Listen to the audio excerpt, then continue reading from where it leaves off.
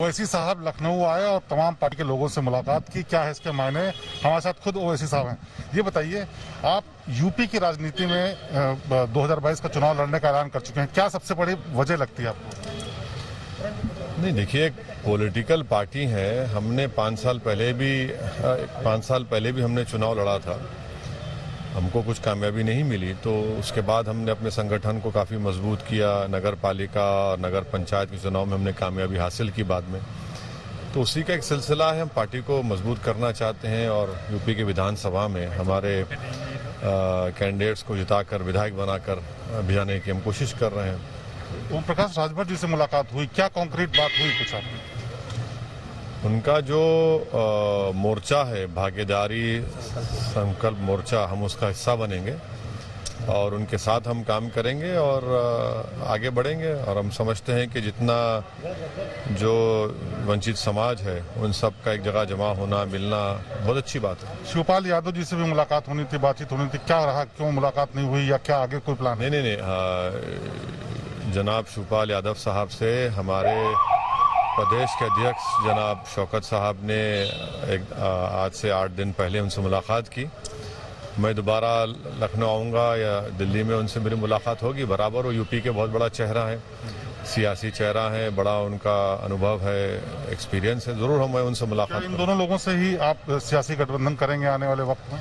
नहीं, पहले तो मैं जनाब शिवपाल यादव साहब से मुलाकात करूँगा और फिर आपके सवाल का जब भी जवाब दे पाऊंगा। ममता बनर्जी जी ने बड़ा अटैक किया कि आप बीजेपी की बी पार्टी हैं और इसीलिए यहाँ वोट काटने के लिए सिर्फ ऐसा कर रहे हैं वहाँ भी। देखिए, ममता बनर्जी ने जो बयान दिया है, बहुत ही वाहियात किस्म का बयान दिया है। मैं मुख्यमंत्री मगरबी बंगाल को कहना चाहूँगा कि दुनिया में कोई भी ऐसा आदमी नहीं है जो असदुद्दीन ओवैसी को दौलत की बुनियाद पर खरीद सके। ममता बनर्जी गुरूर और अहंकार का शिकार होकर इस तरह की वाहियात किस्म की बातें कर रही हैं। उनको अब तक अपनी ज़िंदगी में मीर जाफ़र और मीर सादिक से वास्ता पड़ा है। उनको अभी तक कोई सच्चे मुसलमान से वास्ता नहीं पड़ा है।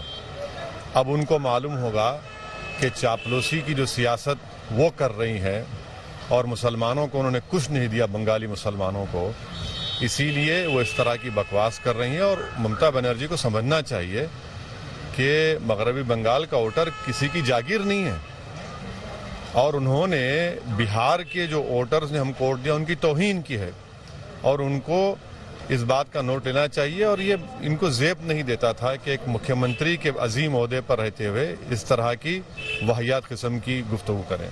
बिहार से जिस तरह से आपको रिस्पांस मिला, क्या लगता है यूपी का भी उसी तरीके के मुस्लिम्स की या आपके जो वोटर्स हैं, कोर वोटर्स, उनकी समस्या वैसी ही है और किस तरह की सफलता देखते हैं आप?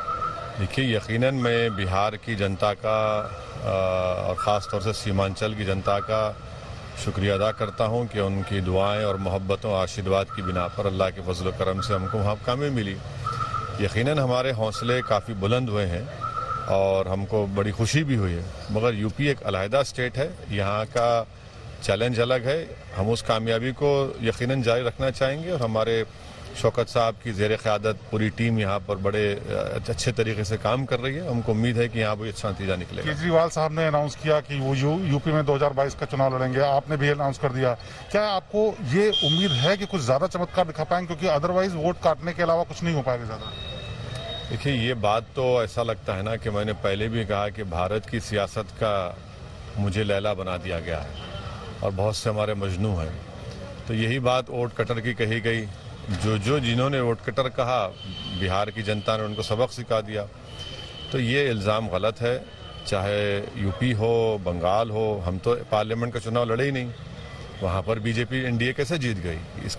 इस सवाल का जवाब कोई देता ही नहीं है। इल्ज़ाम लगाने वाले जो हैं, इस सवाल का जवाब देना चाहिए। लेकिन मुस्लिम्स के मामले में माना जाता है कि हर कोई उनका इस्तेमाल करता है, हित कोई नहीं करता, चाहे वो समाजवादी पार्टी हो, कांग्रेस हो, बीजेपी हो या आपकी बात करें तो भी सवाल इसी बात पे उठते हैं। देखिए, जहाँ तक इस्तेमाल की बात है तो मेरी पार्टी से ना तो कोई मुख्यमंत्री बना है, ना मेरा कोई एमएलए रहा है बंगाल में या यूपी में, ना कोई प्रधानमंत्री या डिफेंस मिनिस्टर बना है।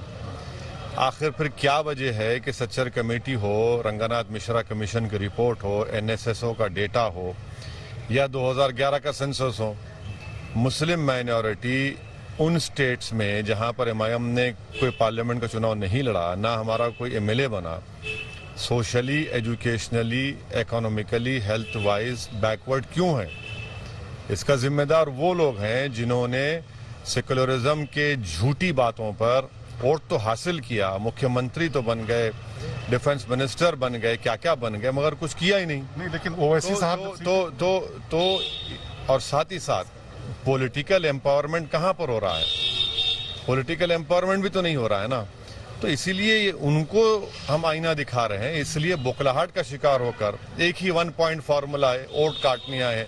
भाई जब लोकसभा के चुनाव में हमने नहीं लड़ा तो कैसे जीत गए बीजेपी? लेकिन जब ओवैसी साहब के पीछे सारे पार्टी वाले पड़े हुए हैं, तो जब कहीं भी आप सफलता हासिल करते हैं तो क्यों नहीं मुस्लिमों के हितों को लेकर के या सीटें जो जीतते हैं उनके हितों के नेगोशिएट करते हैं? आप भी क्यों नहीं करेंगे? आपको क्यों लग रहा है कि सिर्फ मुसलमानों की बात क्यों करेंगे? सबकी बात करेंगे। सीमांचल का जो बिहार का इलाका है वो भारत का, अगर आप 10 पिछड़े डिस्ट्रिक्ट लेंगे तो उसमें से वो 4 डिस्ट्रिक्ट आएंगे। तो सीमांचल की जनता ने जो हमको वोट दिया उसमें तो सब शामिल है। हम और वहां की पसमानदगी और नाइंसाफी को दूर करना ये हमारी पार्टी का बहुत बड़ा मकसद है, उसको हम लेकर आगे बढ़ेंगे। एक और आखिरी सवाल, यूपी में किस तरह की आप उम्मीद करते हैं? क्या दिखता है आपको आने वाले चुनाव में? नहीं, यूपी में हमारे को यकीन है कि इंशाल्लाह अच्छा प्रदर्शन होगा, हमको कामयाबी मिलेगी, क्योंकि हम सिर्फ इलेक्शन के बाद भूल नहीं गए, बल्कि यूपी को आते रहे। यूपी में यहाँ पर काम हो रहा है और हमको यकीन है कि यूपी की जनता हमको अपने आशीर्वाद से, अपनी मोहब्बतों से नवाजेगी। केजरीवाल जी जो कह रहे हैं यूपी में इलेक्शन लड़ेंगे, उनकी कोई भविष्य नहीं, ये तो उनकी पार्टी का, मैं कैसा तबसरा करूं? ये असदुद्दीन ओवैसी साहब हैं जो बता रहे हैं कि यूपी में जो तमाम चीजें हैं वो अलग हैं भले और दूसरी जगहों से, लेकिन उनको उम्मीद है कि यूपी की जनता उनको सपोर्ट करेगी और उसी की तलाश में यहाँ छोटी छोटी पार्टी से मिल करके यहाँ चुनाव की संभावनाओं को देखने के लिए आए थे। लेकिन इतना बात तो तय है कि ओवैसी के मौजूदगी से यहाँ पर तमाम लोग चाहे जो कुछ भी कहें, लेकिन सियासी हलचल और तेज हो गई है। कैमरामैन हरीश कांडपाल के साथ शिवेंद्र श्रीवास्तव, लखनऊ, आज तक।